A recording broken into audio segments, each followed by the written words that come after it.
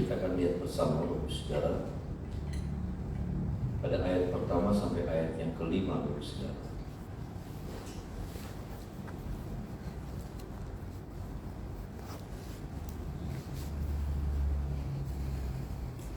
Ayat pertama sampai ayatnya yang kelima. Sama-sama kita baca, saudara. 1, 2, 3. Untuk memimpin kehidupan berlaku jangan memusnahkan hitam dari Daud ketika ia lari dari Saul ke dalam gua. Kasihanilah aku ya Allah, kasihanilah aku, sebab kepadamu lah jiwaku berlindung. Dalam naungan sayapmu aku akan berlindung sampai berlalu kehancuran itu. Aku berseru kepada Allah yang maha tinggi, kepada Allah yang menyelesaikannya bagiku. Kiranya ia mengirim utusan dari surga yang menyelamatkan aku, mencela orang-orang yang menginjak-injak aku. Kiranya Allah mengirim kasih setia dan kebenarannya. Aku terbaring di tengah-tengah singa yang suka menerkam anak-anak manusia, yang giginya laksana tombak dan panah, dan lidahnya laksana pedang tajam.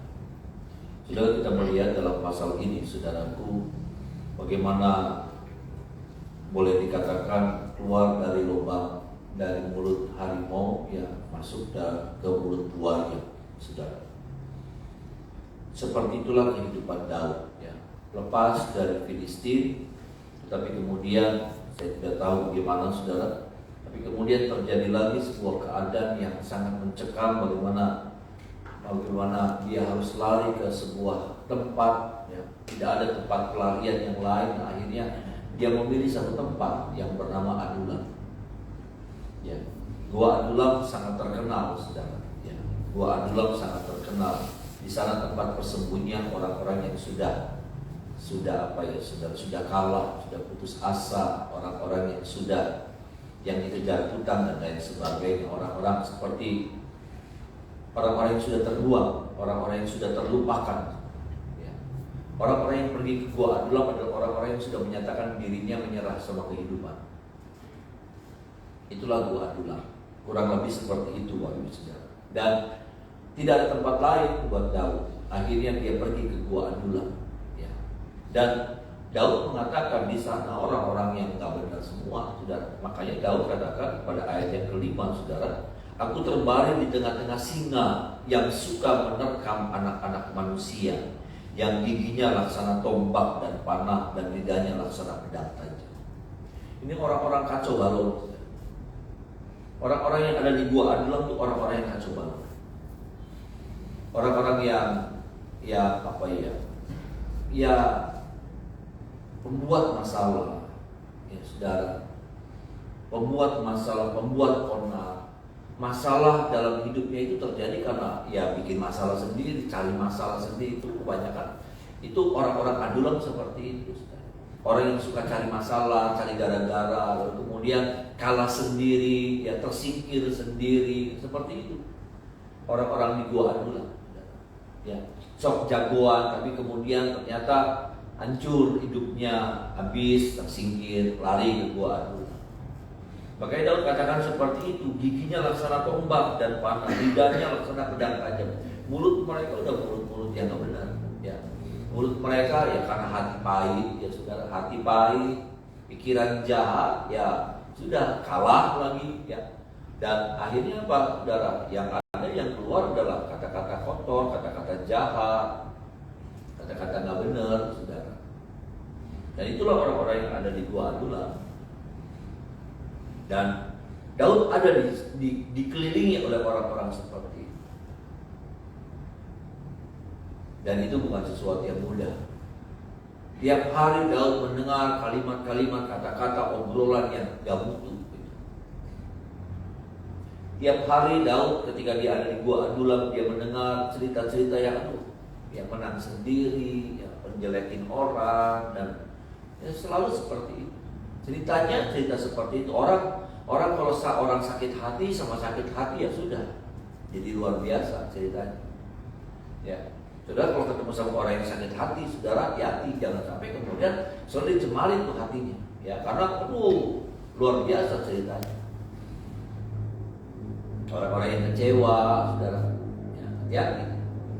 Tetapi ini yang saya lihat, inilah kehebatan Daud. Daud bukan cuma bisa bertahan di dalam penderitaan, Daud bukan cuma bisa bertahan, menjaga hatinya untuk tetap bersih di hadapan Tuhan, tidak dikotori, tidak pahit hati, saudara. Ya, dan banyak kelebihan-kelebihan Daud, saudara, yang kalau saudara perhatikan itu luar biasa sekali. Bagaimana Daud dalam tekanan tetap bisa bersikap dengan benar, bisa bersikap, respon yang baik, ya saudara, di tengah-tengah penderitaan yang paling hebat yang Daud alami. Dan banyak hal lain lagi, saudara, kalau kita mau merinci poin demi poin, banyak sekali.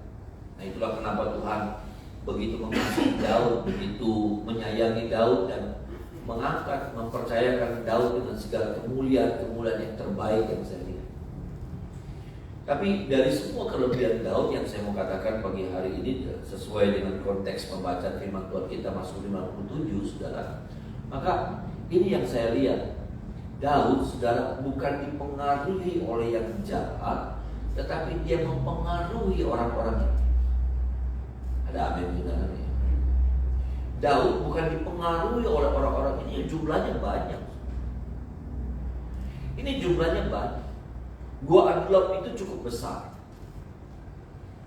Ini jumlahnya cukup banyak. Dan tiap hari tadi saya katakan, tiap hari Daud dengar ocehan, omongan orang, sikap orang, muka orang. Tapi bagaimana saudara kalau saudara melihat selanjutnya, dari sinilah Daud menemukan banyak pahlawan-pahlawan yang gagah perkasa. Pahlawan-pahlawan Daud, saudara, Daud temukannya di sini. Orang-orang yang tadinya pecundang, orang-orang yang tadinya cuma omong besar, orang-orang yang tadinya culas, licik, saudara. Dia bikin licik sama orang, pada akhirnya dia ketahuan kalah, dia lari ke gua Adulam, terbuang, tersingkirkan dari kehidupan. Orang yang sudah memang orang juga nggak mau tahu orang-orang seperti itu. Orang-orang Adulam itu orang-orang yang sudah dilupakan. Bahkan sama keluarga sendiri orang sudah nggak mau tahu. Orang udah nggak mau ingat lagi, udah nggak nganggep papa, udah nggak nganggep mama, ya udah nggak nganggep kakak, udah nggak nganggep adik. Orang dianggapnya udah hilang, udah mati aja, udah dianggap. Tapi hadirnya Daud di tengah-tengah mereka, yang tadi Daud katakan, aku terbaring di tengah-tengah singa yang suka menerkam anak-anak manusia. Aduh, ini rakus nih orang, jahat nih orang. Nggak bisa ngelihat orang bagus, nggak bisa ngelihat orang baik, nggak bisa ngelihat orang tenang gitu. Aduh, selalu pengen bikin jahat.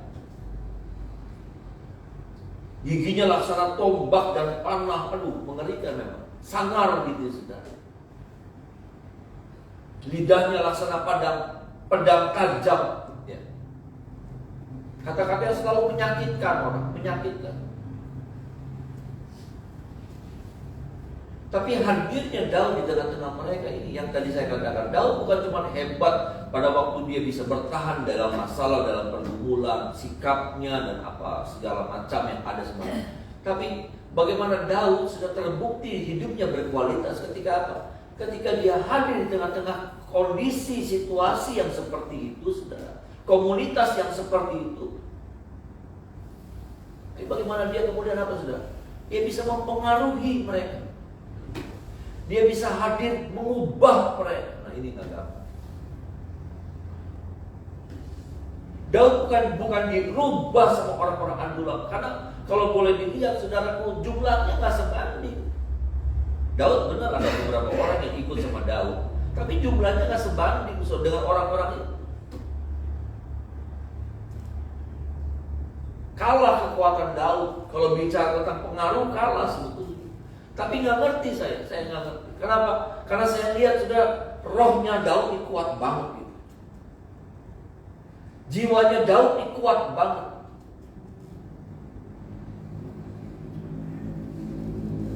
Dia bukan orang yang rapuh. Nah, ini yang firman Tuhan pernah bilang sama kita, jadi kepala bukan ekor. Bisa bilang amin, saudara. Jadi kepala bukan ekor itu seperti ini. Bukan dipengaruhi, tetapi mempengaruhi. Ada amin, saudara. Bukan dikondisikan, tetapi mengkondisikan keadaan.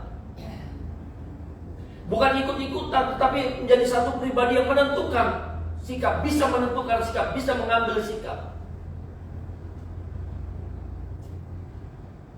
Saya rindu kita jadi anak-anak Tuhan yang seperti itu. Ada amin, saudara. Anak-anak Tuhan yang punya sikap, anak-anak Tuhan yang bukan ikut-ikutan, anak-anak Tuhan yang jadi pemimpin yang bisa mempengaruhi, bukan dipengaruhi.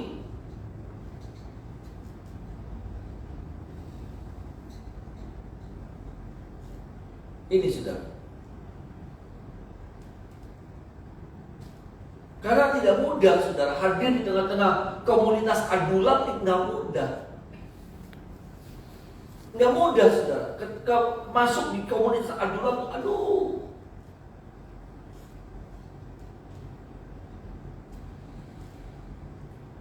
Kalau di penjara, yang saya tahu ya saudara, yang saya tahu kalau di penjara betul, saudara, kalau ada orang masuk penjara, ya kasusnya sih ringan, tapi saudara kemudian orang itu akan dikelilingi orang-orang yang jahat, yang macam-macam gitu kejahatannya. Tapi ada pengawas, ada sipir, saudara, ada sipir yang ngawasin, ada sipir yang membimbing, ya. Terus ada rohaniawan lah dan macam-macam. Tapi di sana, saudara, orang berbuat bebas, orang berbuat sesukanya. Dan saya percaya juga Daud juga diganggu sama mereka tadinya. Daud juga ditekan sama mereka tadi. Daud juga diintimidasi sama mereka tadi. Daud juga dicari gara-gara sama mereka. Daud juga diganggu emosinya, saudara. Tapi saya lihat, saudara, ini yang kita belajar. Ya. Kalau kita renungkan, kalau saya dan saudara renungkan keadaan Daud pada saat itu nggak gampang. Tapi bagaimana kemudian keadaan bisa berubah, saudara? Keadaan bisa berbalik. Bagaimana hadirnya Daud merubah mulai merubah cara pandang hidup mereka, mulai merubah cara berpikir mereka, mulai merubah saudara, karakter mereka, mulai merubah hati mereka, mulai merubah kata-kata yang mereka sampaikan. Sampai kemudian lewat Daud, saudara, mereka dirubah dari pecundang-pecundang jadi pahlawan-pahlawan.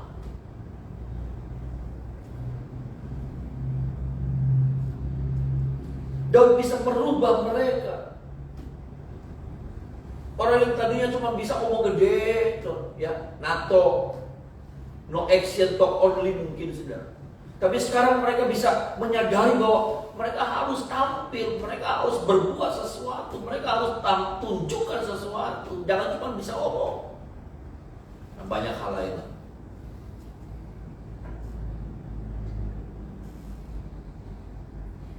Ini Bapak Ibu Saudara. Hadirnya Daud merubah kebiasaan-kebiasaan, merubah atmosfer yang ada di gua Adulam.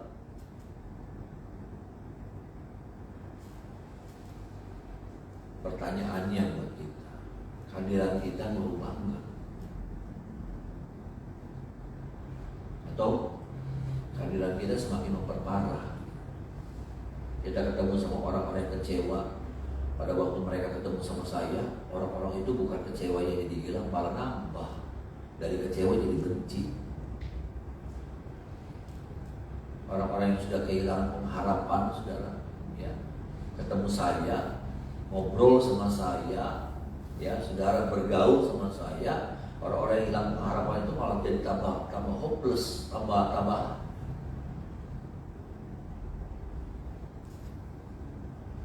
orang yang punya masalah rumah tangga ketemu saya, tambah hancur-hancuran rumah tangganya. Adakah seperti itu? Adakah hadirnya kita merubah jadi baik atau berubah juga jadi tambah buruk? Karakter orang tambah buruk, keadaan orang itu tambah buruk, situasinya tambah buruk.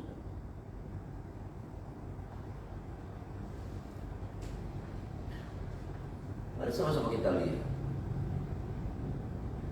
Mari sama-sama kita renungkan. Mari sama-sama kita mengevaluasi. hadirnya kita, orang ketemu sama kita, mereka ngalamin apa? Mereka ngalamin apa? Mereka jadi seperti apa kemudian setelah mereka ketemu sama kita? Bahkan ada banyak orang yang tadinya baik ketemu sama kita jadi berubah jadi jahat. Kenapa? Karena ternyata saya, saudara, mempengaruhi mereka, merubah kualitas hidup mereka.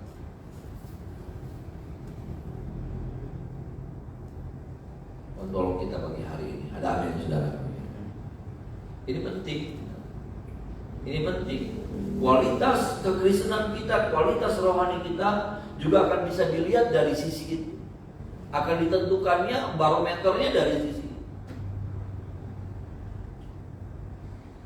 Adakah orang berubah di sekitar kita jadi lebih baik, jadi lebih berohani, jadi imannya bertumbuh, pengenalan sama Tuhannya jadi bertambah, imannya, pengharapannya, kasihnya semakin bertambah atau semakin drop.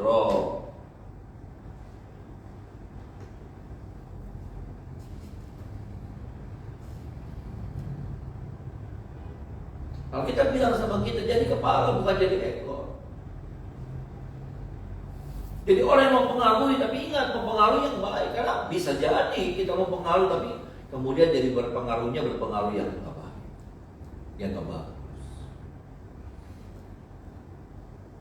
Orang lagi semangat, lalu kemudian kita bilang, udahlah. Cuma orang lagi antusias melayani Tuhan, saudara. Orang lagi antusias melayani Tuhan, kita ngomong, kita cerita tentang begini, pelayanan begitu, pelayanan begini, orang waduh, jadi orang jadi iya dah. Oh iya dah. Jadi drop, jadi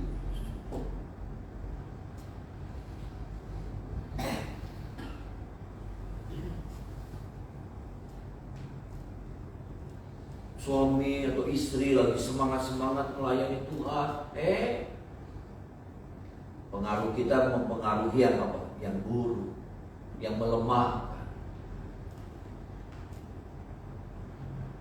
Enggak, sudah ini penting karena sekali lagi saya katakan bahwa ternyata kualitas hidup kita, kualitas iman kita akan juga ditentukan dari bagaimana kemudian pengaruh kita kepada orang-orang yang ada di sekitar kita. Bagaimana kemudian orang-orang di sekitar kita ini jadi seperti apa selanjutnya? Adakah iman mereka semakin naik? Cara pandang mereka jadi berubah, jadi bagus? Ataukah jadi semakin menurun? Yang tadinya ambil jalan, orang-orang yang ambil hati-hati kalau jalan, ya ambil jalan hati-hati, tapi ketemu sama kita udahlah sembarangan aja kayak gini mah labras aja, yang beginian mah ambil jalan pintas aja. Jadi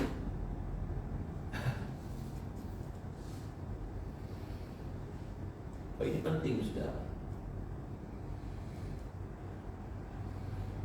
Daud hebat.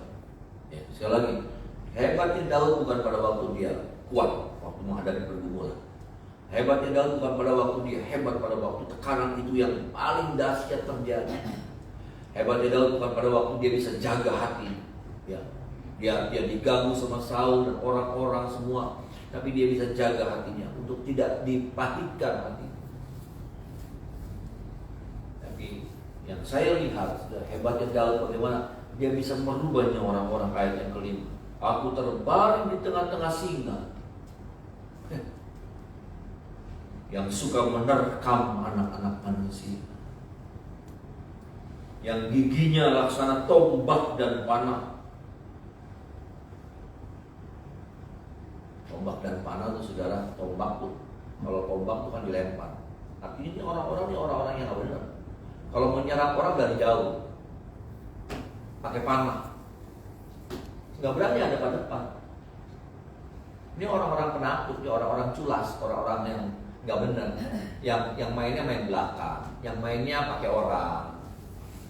Makanya digambarkannya yang suka menerkam anak-anak manusia, giginya laksana tombak dan panah. Kalau dia mau makan orang, Dia pakai cara-cara yang nggak benar. Pakai tombak, ya, dari jauh. Pakai panah. Nggak berani hadap-hadapan, nggak berani.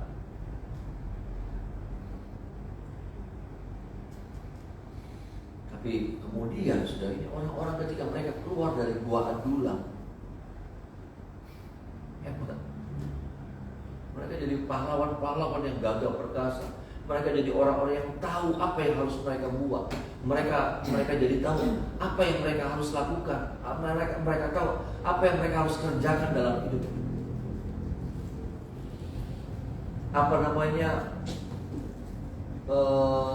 Itu mereka secara keutamaan hidup mereka bukan lagi uang, tapi ada sesuatu yang lebih daripada itu. Mereka sekarang berani yang namanya menegakkan kebenaran. Dulu mereka berapa orang, siapa yang bisa bayar saya? Yang penting uang. Saya bisa kiriin orang, saya bisa kananin orang, yang penting uang. Saya bisa putihin, bisa hitemin, tergantung uang.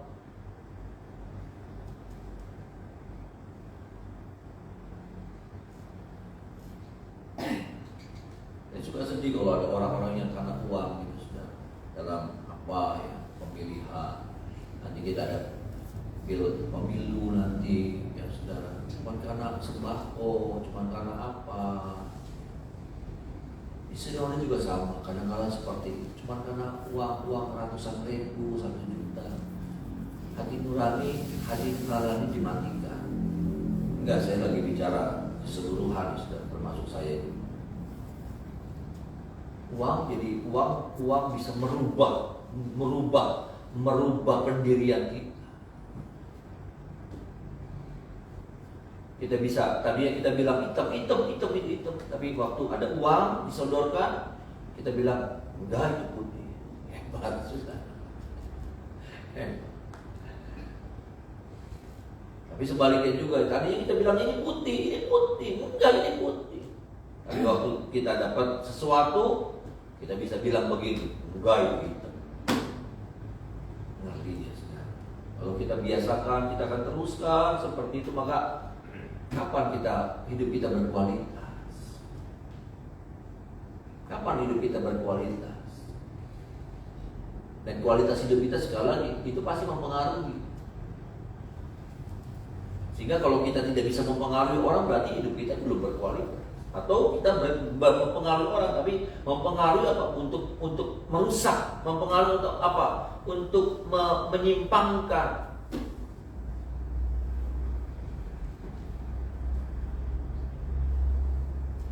Tolong kita, seberapa yang kita hadir pagi ini, firman Tuhan datang supaya kita jadi Daud di akhir zaman ini. Ada amin, saudara. Kita jadi orang-orang yang bisa mempengaruhi. Gak banyak mungkin yang sudah bisa pengaruhi 1-2 orang,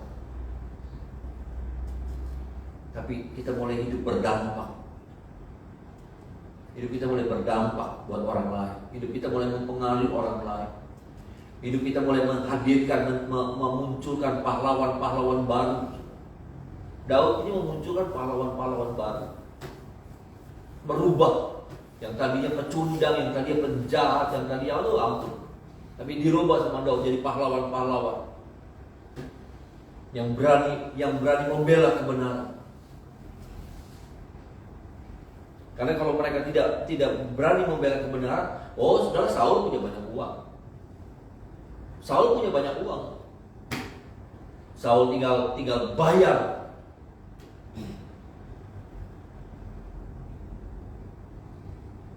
Berbalik. Enggak mempan mereka. Saya percaya ada usaha-usaha seperti itu mungkin dari Saul. Ada gerakan-gerakan seperti itu dari Saul kepada tentara-tentara Daud, tapi nggak mempan. Kenapa? Mereka sudah dirubah. Prioritas hidup mereka bukan lagi ini.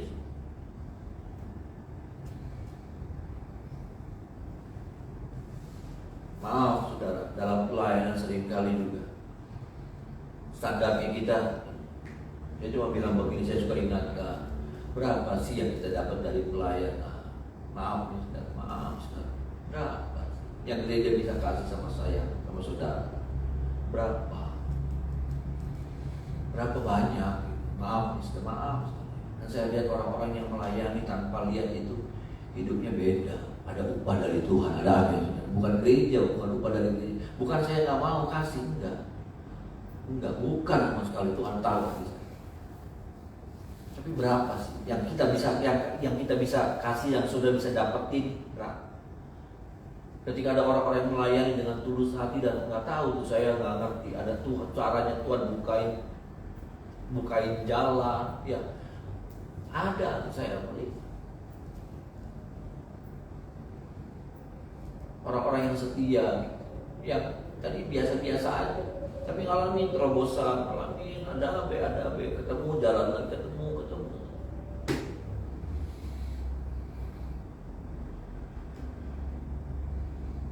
Gereja tidak keberatan. Saya akan lakukan.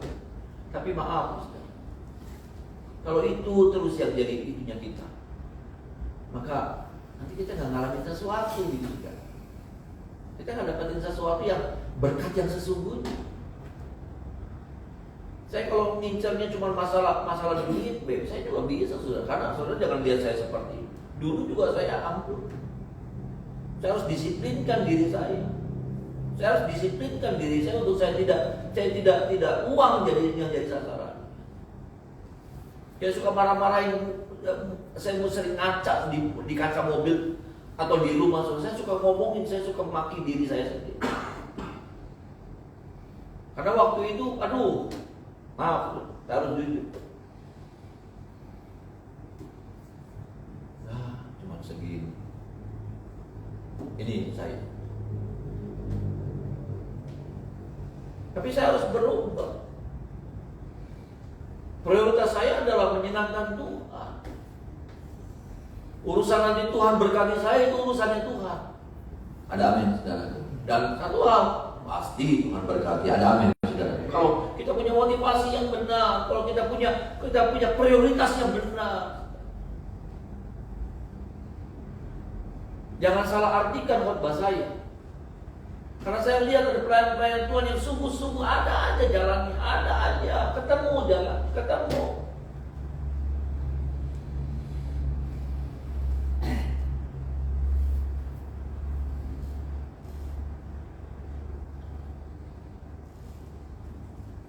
Yogi sudah kerja lama sudah, dan kerja sungguh-sungguh. Dia kerja sungguh-sungguh. Kalau dia lihat duit, kayaknya dia udah apa yang kami kasih, enggak. Tapi ada caranya Tuhan berkati.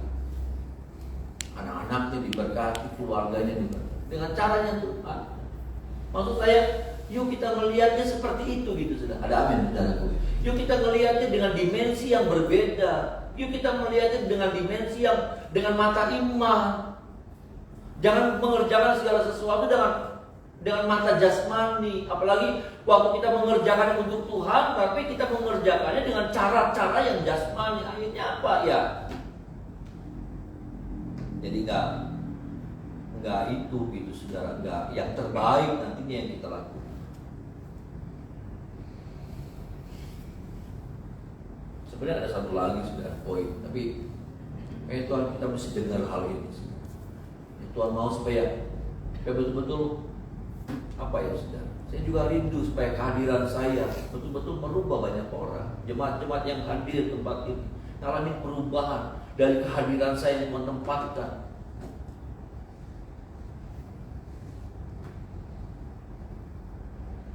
Saya hadir di tengah-tengah majelis pusat. Saya juga rindu supaya terjadi sebuah kegerakan dialami, perubahan cara berpikir. Kegerakan itu nggak terjadi dulu dari kalau perubahan cara berpikir belum terjadi, perubahan karakter belum terjadi. Saya punya tugas yang nggak gampang. Merubah jemaat saja itu bukan sesuatu yang mudah.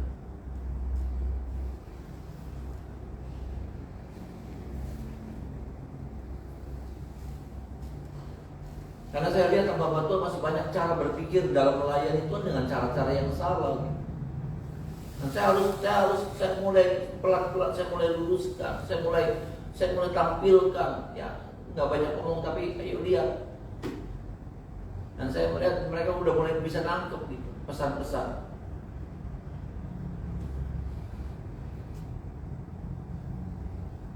Dulu hamba Tuhan ya nggak begitu, tapi saya lihat di mana-mana di sinode. Kalau saya nggak dapat, saya hancurin aja supaya kamu juga rusak. Yang kamu dapat sesuatu yang rusak. Itu kan miring otaknya. Kita nih lagi rebutan ini nih misalnya, rebutan ini, ya. Terus saya nggak dapat, saya banting aja supaya waktu orang itu dapetin barang ini, barangnya sudah rusak. Ingat loh, dalam pelayanan ini pekerjaan Tuhan. Pekerjaan Tuhan yang saya rusakkan. Pekerjaan Tuhan yang saya banting.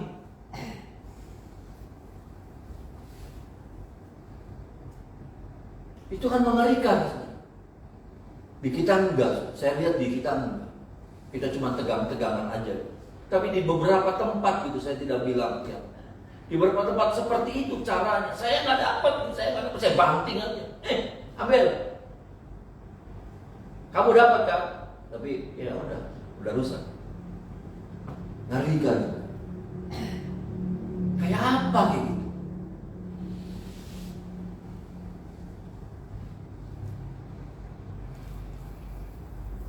Tolong kita, saudara.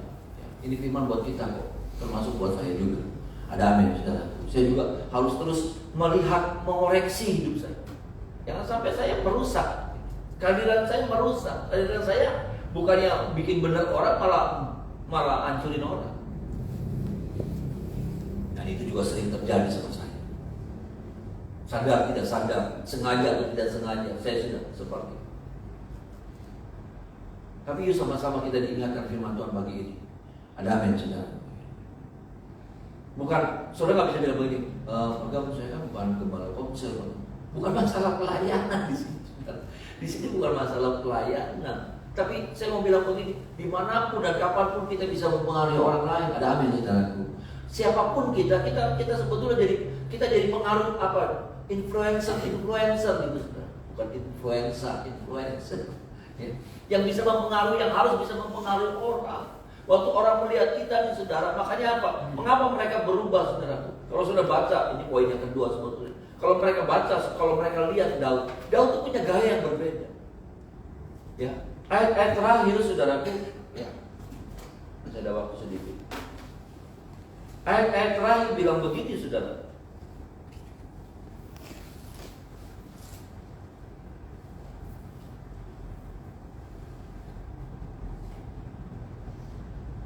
Orang melihat sesuatu yang berbeda, saudara.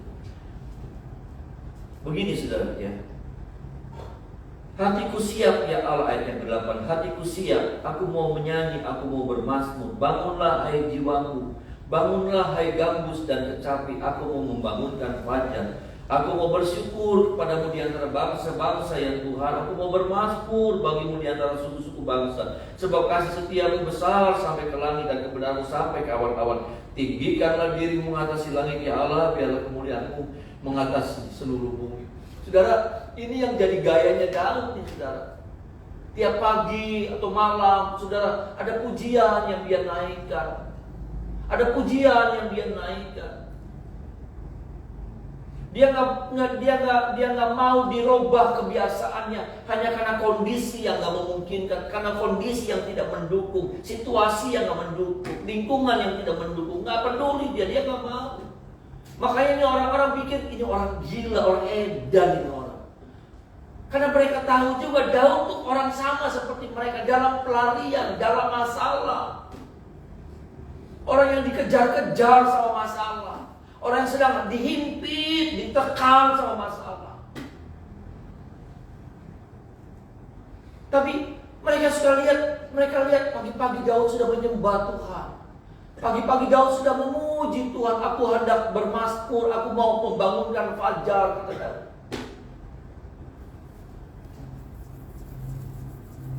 Nanti malam juga mereka lihat Daud punya waktu untuk bersendiri dan memuliakan Tuhan. Mereka tahu tentang Tuhan karena mereka juga orang Israel. Tapi maksudnya gini loh, mereka kecewa sama Tuhan. Mereka marah sama Tuhan. Tapi kok ini orang kok begini? Mungkin mereka bilang begini, hei Daud, Tuhan kamu juga yang bikin kamu seperti ini kan? Kenapa kamu masih nyembah Tuhan? Orang lihat, saudara. Orang lihat. Itu yang bikin mereka, ini orang ya. Ini orang. Yang tadinya mereka bilang, ini orang gila, ini orang gak waras. Sampai mereka bilang begini. Ya sudah, saya percaya mereka sampai bilang, ini orang hebat. Ada amin, saudara. Ini orang hebat. Bukan sehari, 2 hari, bukan 3 hari, 4 hari. Selama Daud di Gua Adulam. Kebiasaan Daud nggak pernah dia tinggal. Mau orang ngomong apa sama dia, nggak ditinggal. Kita cuma masalah karena urusan sedikit saja, kebiasaan-kebiasaan kita sudah ditinggal. Kebiasaan saat teduh kita, kebiasaan baca firman kita, kebiasaan apa ibadah kita ditinggalkan. Nggak enak ada tamu, nggak enak ada ini, nggak enak. Sudah tahu, saya diceritain di sana sama Ibu Sri, dokter terawan ya, yang di SA itu sudah. Itu kan beliau nanganinnya orang-orang hebat, ya, presiden, ya, saudara menteri, anggota DPR. Itu yang saya dengar waktu zaman Pak SBY, saudara. Itu Pak SBY pagi-pagi sudah datang. Pak Dokter Terawan juga datang. Ajudan, karena ada Bu Sri di sebelah. Pak Ajudannya bilang, ada Pak Presiden. Dia bilang, sebentar. Dia tinggalin. Dia masuk ke kantornya. Ngapain dia? Dia doa. Itu yang dia doa dulu. Dia nggak peduli ada presiden nongkrong, ada ketua DPR, ada siapa, ada Pak Prabowo, ada Ibu Megawati atau siapa. Dia masuk sebentar. Dia tinggal. Dia cuma nyapa aja. Dia masuk. Baru setelah dia berdoa, baru setelah dia menghadap Tuhan, baru setelah dia merendahkan diri sama Tuhannya, baru dia ketemu.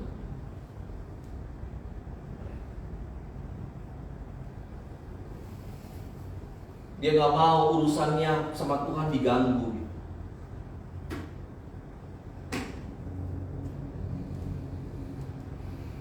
Ini yang bikin orang kagum. Maaf nih saudara, dia diganggu di dokter terawan. Iya kan? Tapi yang belanya orang-orang hebat. Gak pandang agamanya apa, gak pandang kelompoknya mana, tapi belain di dokter terawan.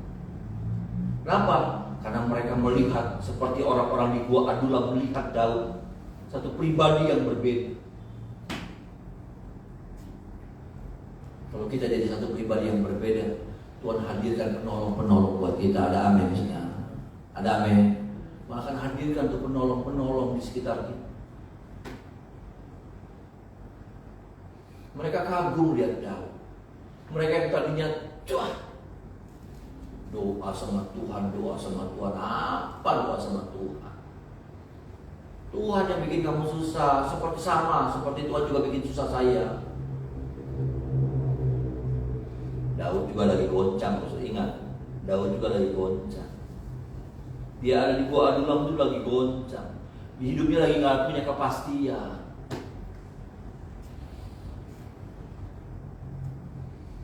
Tapi hebat banget.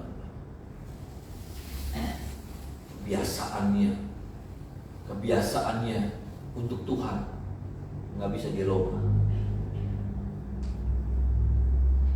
Makanya tadi yang saya bilang, tadinya mereka bilang gila, munafik. Mungkin mereka bilang begitu, munafik. Sampai akhirnya mereka bilang kata-katanya beda, berubah. Hebat kamu dalam, hebat. Makanya mereka biarkan, mereka izinkan kami jadi tentaranya kamu. Izinkan kami bekerja untuk kamu, sukarela. Izinkan kami pasang badan Nyawa kami buat kamu. Keren banget. Nyawa kami buat kamu.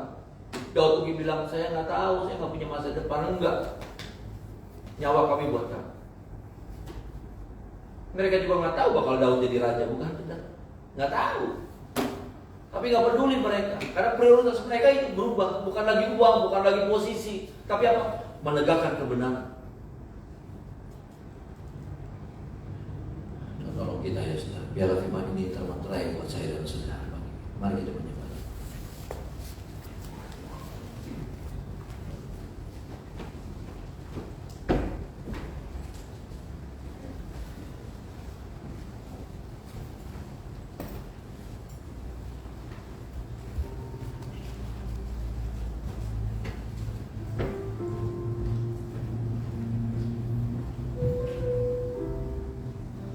Naikkan pujian yang tadi saudara.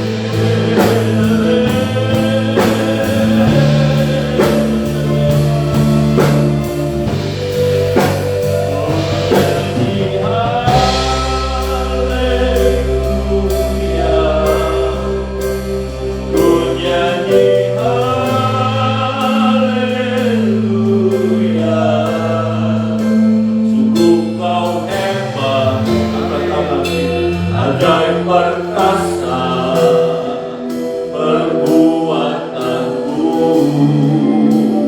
ya ku nyanyi haleluya, ajaib Engkau, ku nyanyi haleluya, amin. Sungguh Engkau hebat, ajaib perkasa perbuatanmu. Mulia meriah saudara, haleluya.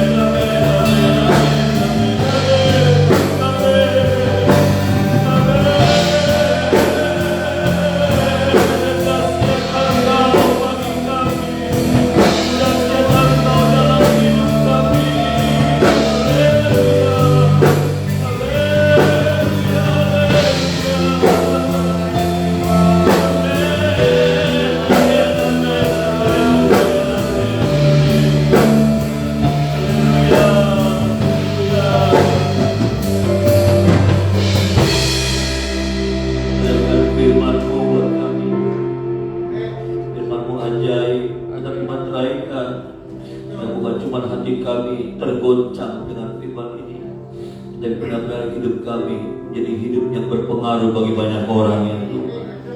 Mampukan kami ya Roh Kudus, mampukan kami. Terima kasih banyak Tuhan. Hari ini ada berkat Tuhan terbaik di pondok kami nikmati, anak-anak kami diberkati, sekolah berkuliah masih balita berdagang bekerja, berumah tangga diberkati pagi hari dengan darah Yesus. Rumah tangga kami, istri, suami, anak-anak kami, pekerjaan, kesehatan, tubuh roh kami, seluruh kepemilikan kami diberkati pagi hari dengan darah Yesus.